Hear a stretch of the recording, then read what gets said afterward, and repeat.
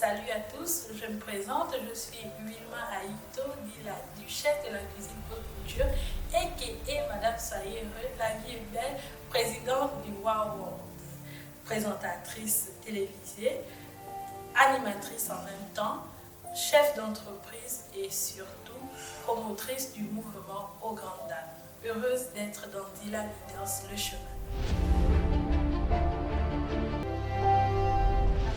Wilma Aïto grandit pas loin d'ici, dans un quartier dont la ruelle était nommée Yogo Santé, qui d'ailleurs aujourd'hui porte le nom de mon défunt grand-père.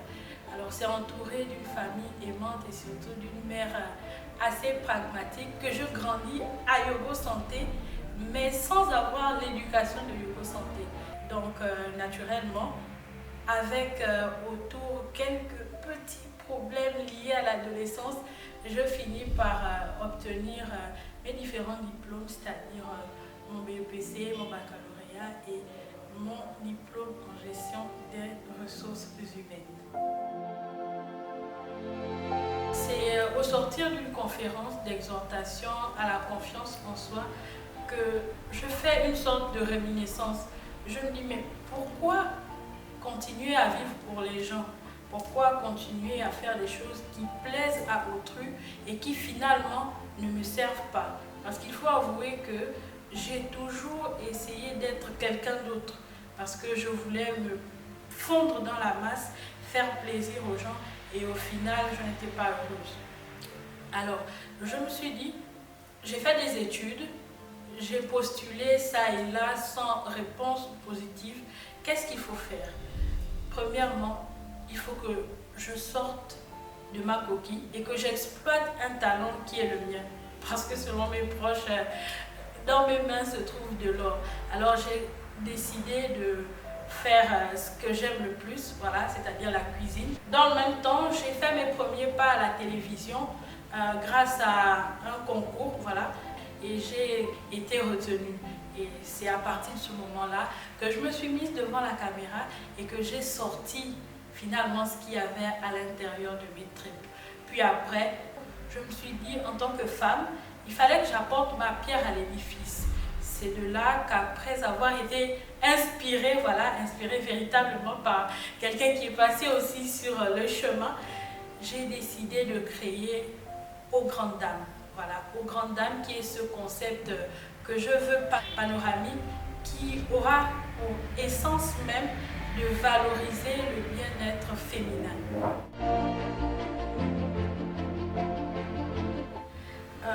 Dans mon cas, la première difficulté à laquelle j'ai été confrontée et qui a été pour moi quelque chose de frappant parce que ça a causé quasiment de façon psychologique une chute vertigineuse, c'était la difficulté de confiance. Voilà.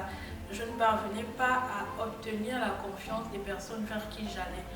Et au fil du temps, j'ai compris que c'était l'agisme. Voilà.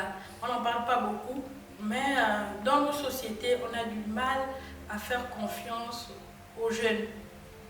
On ne sait pas pourquoi. On se dit peut-être que la valeur d'un être humain attend le nombre d'amis, ce qui est totalement faux. C'est quelque chose qui m'a même d'ailleurs poussé il y a quelques années à me couper les cheveux, à souvent essayer de me travestir pour apparaître un peu plus grande que je ne le suis. On a aussi des difficultés liées au financement, des difficultés liées à l'appréhension des gens. On met tout de suite en avant le fait que vous soyez physiquement attrayante, que vous soyez peut-être intelligente ou d'un milieu assez correct. On ne comprend pas pourquoi est-ce que vous allez descendre au bas de l'échelle. Vous êtes jugé et ça casse beaucoup le moral. Grâce à ma force de caractère, grâce à mon courage et surtout grâce au concours de mes proches et surtout au concours de mon inspirateur de talent, finalement, qu'il y a en chacun de nous, que ce soit moi ou vous, quelque chose d'interne qui doit toujours prendre le dessus par rapport à ce que autrui pense. Ça a été quelque chose que j'ai vécu en deux pans. On a d'un côté ceux qui apprécient, de l'autre côté ceux qui critiquent, voire qui désapprécient et qui n'osent pas forcément le dire. Ce qu'il faut savoir, c'est que j'ai reçu pas mal de soutien de mes proches et c'est ce qui m'a finalement permis d'aller de l'avant, de continuer, de ne pas désespérer. Après, que faut-il dire? Est-ce qu'il faut forcément s'appesantir sur ce que les gens pensent ou ce qu'ils disent? Parce que tu en as qui viendront te dire « Oh, Wilma, elle a changé. Oh, Wilma, tout ce qu'elle fait, peut-être ce n'est pas forcément simple. Il y a quelqu'un derrière qui active, qui fait ci, qui fait ça pour elle. » Ce qui est totalement faux. Tout ce qu'il faut garder en tête, c'est que lorsqu'on change aux yeux du monde, ça attire toutes sortes de médisances. Donc à ce moment-là, il faut revêtir une carapace qui va vous permettre de vous protéger intérieurement de tout ce que les gens diront, parce qu'il n'y aura pas forcément que du positif. Donc mes proches, ils continuent toujours de me mettre au défi. Ils se disent on va voir, on veut voir jusqu'où elle va aller. Et quelque part, c'est finalement galvanisateur pour moi, parce que ça me permet de faire encore plus d'efforts. Parce que quoi de mieux que l'abnégation pour répondre à ces critiques négatives qui vous mettent toujours à l'épreuve. Et oh, ça Benguele. Non mais plus sérieusement, à mon avis, la jeunesse gabonaise est totalement en phase avec son temps.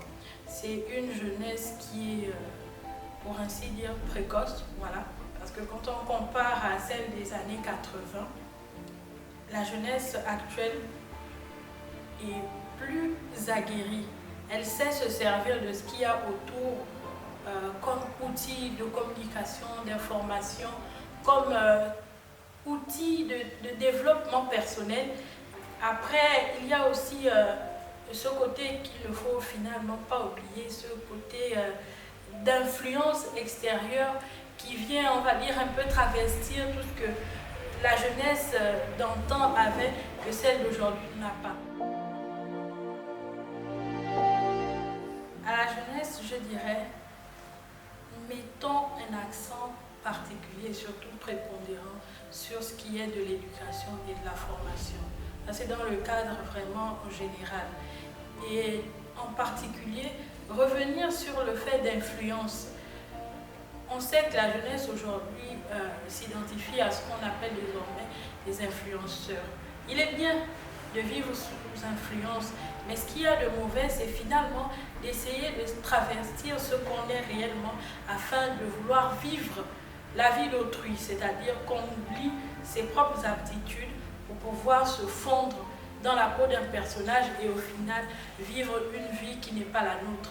À ceux qui veulent peut-être suivre mes traces, parce que je n'appellerai pas ça à me prendre pour modèle, je n'aurai qu'une seule chose à dire: travail, abnégation et surtout soyons des versions améliorées de celles qu'on était auparavant.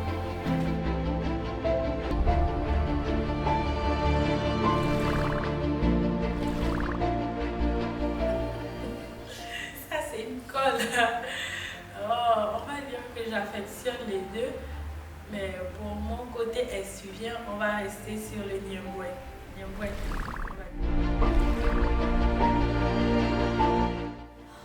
La vérité est, je suis une flemmarde, donc on va choisir la sieste.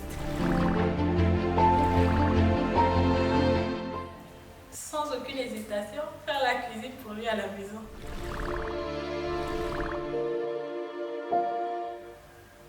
L'amitié homme-femme, ça existe. Je ne vais pas être hypocrite, je suis plus plateau cuisine parce qu'à la fin, normalement ça débouche toujours par mon étape favorite, la dégustation. Donc, plateau cuisine pour la dégustation.